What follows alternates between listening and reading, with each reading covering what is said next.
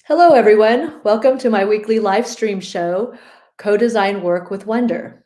I'm June Baya, CEO of BayhaGroup, and we're here live on LinkedIn, Facebook, Twitter, and YouTube.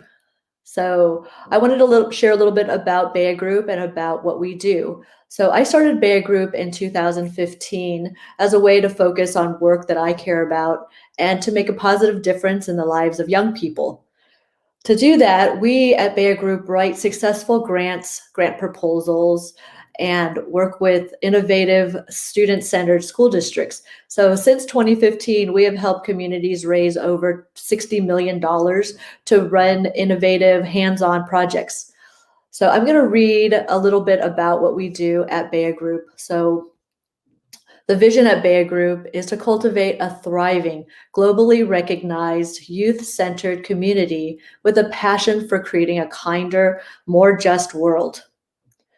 And Work Wonder is a part of that vision. So Work Wonder is a virtual internship where youth are paid to gain workplace intelligence, which is integral to what we at BayhaGroup refer to as our hero's journey in their chosen work.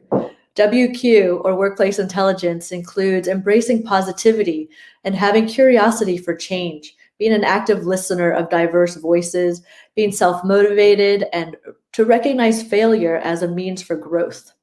And the Work Wonder vision, which I'll also read, is to inspire millions of brave youth to discover and own their voice, advocate for themselves and others, and thrive in their chosen work. So this live stream, Co-Design Work with Wonder, is a part of Work Wonder.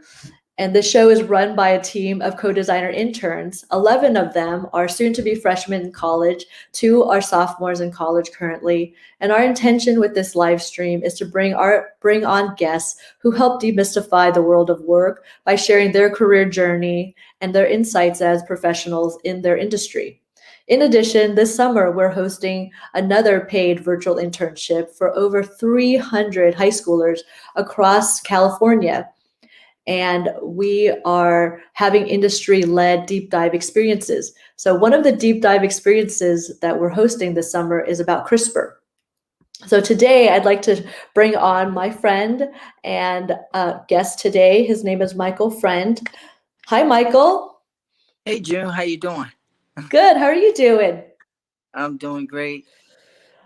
So great for you to join the show today. And I would love for you to tell us a little bit about yourself. Tell us about CRISPR and the work you've been doing. Absolutely. Well, I'm Micheal Friend. I'm the founder of Minority Coalition for Precision Medicine. And as an organization, we focus on really working to help to educate and bring awareness to basically, I don't know the term I want to talk about. Precision medicine is the term. And so, as an organization, we started with when President Obama launched the Precision Medicine Initiative to help the minority community become more aware of all the tools and all the new developments, ones that we're going to be talking about tonight, such as CRISPR, to really help to educate the African American community on those technologies and get them involved. And so, my work around CRISPR, primarily, I serve on the CRISPR is an organization that hosts conversations around CRISPR, around this conversation around agriculture, around how it impacts lives from a health standpoint. And so I serve as an advisor on the CRISPR advisory team with a bunch of other great folks. And so that's my introduction. Thanks, Jim. Awesome, Micheal. So, a little bit about what CRISPR technology is for those who may be a little curious. If you have a little background on what the impacts of CRISPR and what does that really mean for people as you're working with different communities, which is also a segue to what we're going to be doing with young people this summer who may know nothing about CRISPR. Absolutely. And so CRISPR is a dynamic tool that's been used to do gene editing, to edit genes. And in particular, it's been used around a disease that primarily affects African Americans, which is sickle cell disease. And so far, the results, there's been some clinical trials that have been taking place. And so, from what I understand, there's roughly about 20 individuals across the country have been actually been a part of the trials, and from my understanding, it's been very successful. And so, how I describe CRISPR is simply like a sort of like a light switch, kind of finds that bad cell, goes in, clips it, takes it out, remove it, and replaces it with a good gene. And so, it's a very dynamic tool. And as I said earlier, it's not just a tool that's being used in health or diseases, but even in terms of agriculture. And so, I'm excited to be a part of this new revolution. It is. It's so exciting, and it would be awesome if you could share a little bit of what you have planned for our deep dive experiences with the young people. And we do have a question that we will get to about restorative justice, but if you could share a little bit about what we're going to be doing this summer with working with a group of high schoolers, and you're going to be leading one of our deep dive experiences during the virtual internship. So a little context, Michael's actually in on the East Coast and I'm on the West Coast. So thanks, Michael. You're here at nighttime. And so if you could share a little bit about what we're doing this summer. Sure. So the students and interns that I'll be working with will be, to be honest with you, they will begin to shape the youth voices and the youth perceptions for how they think and feel about this technology. And so to do that, there's a film out called Human Nature. It's airing on Netflix, in which I was a part of the played a small role in the production. But I was my business partner, Shakir Cannon, who had sickle cell disease, was supposed to be in the film, and unfortunately, just before it started, the started productions, he passed away from sickle cell disease. Very unfortunate. So what the students will be doing is really will be taking human nature and really dissecting that movie. And there's a sort of like I want to say like a study guide or work guide that's been created, and we're going to take that study guide and revamp it. And we're going to make it very culturally sensitive, and it's going to be youth friendly. And so when we start to talk about CRISPR, in other schools across the country, that is the guide in which we will be using. So they will be a part of moving this conversation forward as it relates to the next generation in many ways. Which I'm super excited about. And so it would be great if you could answer the question that was brought up earlier, which is, well, one, yes, sorry. Go for it, Marcella. Thank you. So how can CRISPR be applied in a way that leads to truly restorative justice? Well, I'll tell you this much. CRISPR doesn't have, the exciting thing about CRISPR is it doesn't have the history that unfortunately other uh, technologies or other therapies or other things that have been tried. And so CRISPR comes forth, in this genomic revolution with not a lot of bad history. And so in that way, we kind of get to shape the playing field, right? And we kind of get to shape those conversations. And I think the most exciting part is that it's being used in a disease that primarily impacts African Americans, such as sickle cell disease. And so, what more appropriate or what better disease? Not that there one's better than the other. I don't want anyone to misunderstand what I'm saying, but that disease, individual with sickle cell disease, has suffered for a very long time without therapies and without medicines, and so CRISPR is leading that revolution to not just treat people with the disease, but cure them of the disease. And that's powerful, and that's restorative justice to me. It really is. And it is really important that there is a history about genetic technology. And it's something that also is important. Another partner, and this is how we met, Michael, was through some mutual friends at the Harvard Medical School at the Personal Genetics Education Program, PG Ed. And And so, yeah, if you Exciting group. want, it is. And they're also hosting a deep dive with us this summer. So our interns will be able to have some two different deep dives opportunities. One is with Harvard, and then one with you, with just learning more about CRISPR, and again being a part of something that is very timely. Yeah, And I mean, it very much is, and CRISPR has really, it's really revolutionized in the way, I think, for the most part where research is going to be conducted, and it's I mean, it's groundbreaking, and as I said, in many ways, I'm super excited. You mentioned the group, PG Ed. That team out of Harvard is a phenomenal group. Came here to Baltimore on many occasions, met with faith-based leaders. We've talked about this technology in detail. Some of the technologies and how it would impact minority communities. And PG led those conversations in Baltimore a few years back. And so we have a great working relationship, and they brought a wonderful team to Baltimore. We continue to work together in many ways. And so I'm excited to be a part and to be involved with and work with PG Ed in that way. Yeah, absolutely. yes, yes, we've been very fortunate. We've worked with them on some grants that they've gotten from the National Institutes of Health as well as the National Science Foundation. And it's really to bring this work to more educators, to more community leaders, and really for more people to make informed decisions, because the genetic technology is so fast and so it's rapidly changing. And how do we as informed people make decisions about what we choose to do with this kind of technology? And so it's exciting to be working with young people directly. So I would love for you to answer this question that came, which is, how might CRISPR shape future generations? Well, that's an excellent question, and I think when it comes to future generations, that is, in more part when we talk about what we're going to be doing with the interns.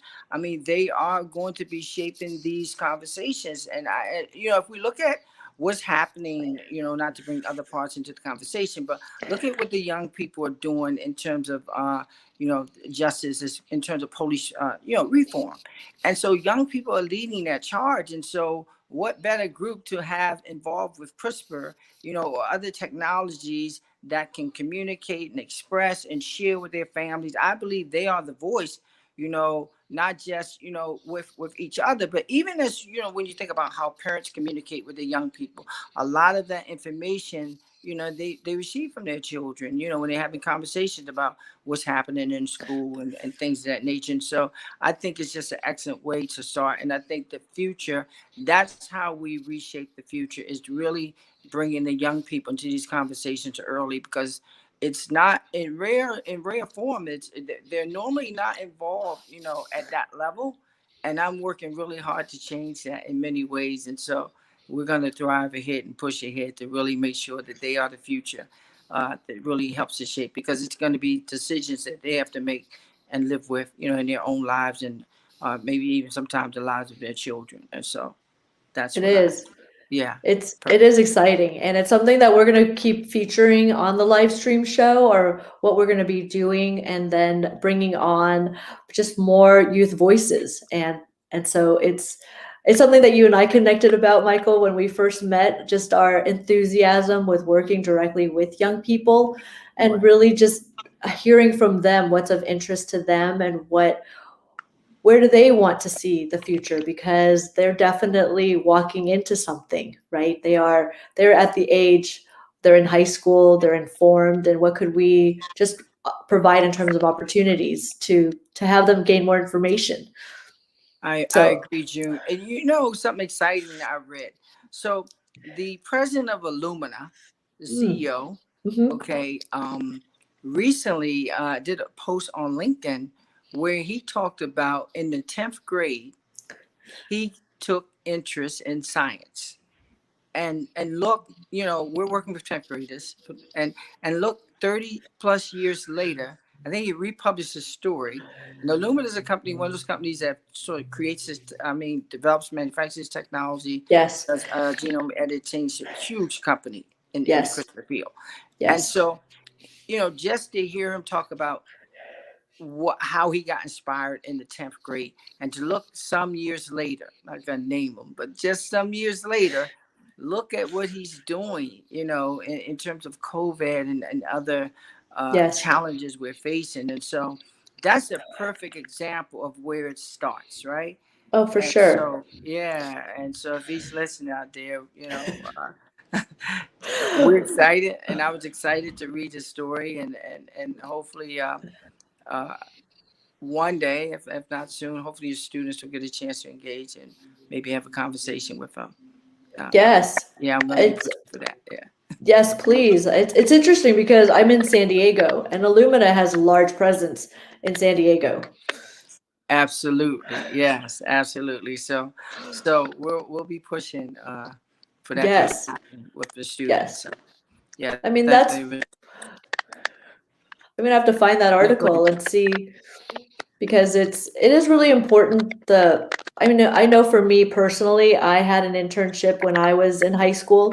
It wasn't called an internship at the time. I was called an academic part-time when I worked at Jet Propulsion Laboratory, but it was one of those just really important experiences for me, just in terms of what it did mean to be a professional, what does it mean to have a job? And so it's definitely something that we wanted to bring to more young people. And so it's just exciting to work with other industry professionals like yourself, Michael, who feel similarly.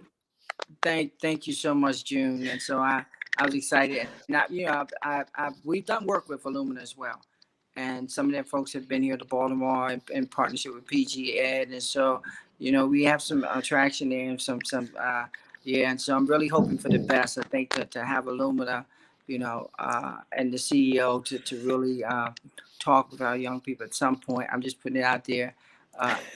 Because I want that to happen. uh, Exactly. yeah, because I was just, I mean, the story just came out a couple days ago, and I was like, wow, look at this, and reading this and looking at this, what this man is doing, he's changing the world literally in many ways. And so, uh, thank you, Yes. Francis is his name. Yeah, yeah. Yes. I feel like I need to find that article and read it, Michael, so I that will I'll send I'll it have to you for sure, but it's please. important. Yeah, absolutely. Yeah, for sure. It is very. And again, it's one of those where we don't really know what seeds get planted and which ones will actually grow. So the idea that he was inspired at a young age through something that sparked an interest. And so the idea of working with lots of young people to plant lots of seeds and see what happens is super exciting. And it's something that definitely I just feel like what a joy, what a gift to be able to do. And so it's fun to actually then, someday we'll meet in person, Michael, because we've only connected Yes. virtually. I'm looking I'm looking forward to that, and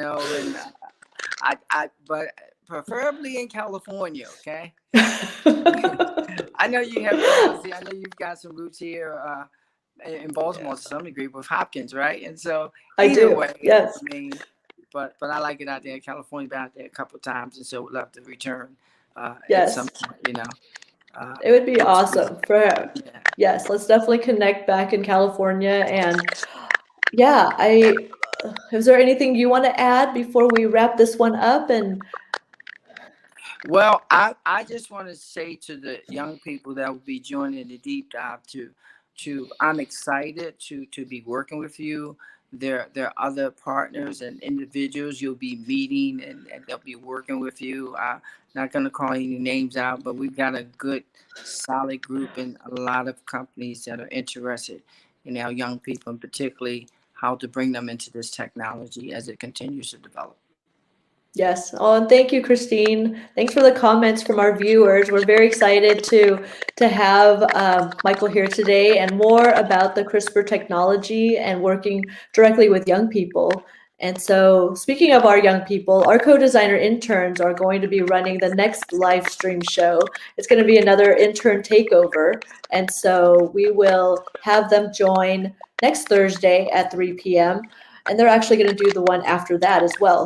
And so if you want to connect with Michael, he's on LinkedIn, Micheal Friend. And so Michael, thank you so much for your time today. Thanks for joining me on the show. It's great to see you. Thank you, June. Thank you. Bye. Bye, Talk to you all everyone. later. Yes, Have thank a you for great, having me. thanks, Yes. Michael. We'll see you all Bye. later. Thank you. Bye. Yes.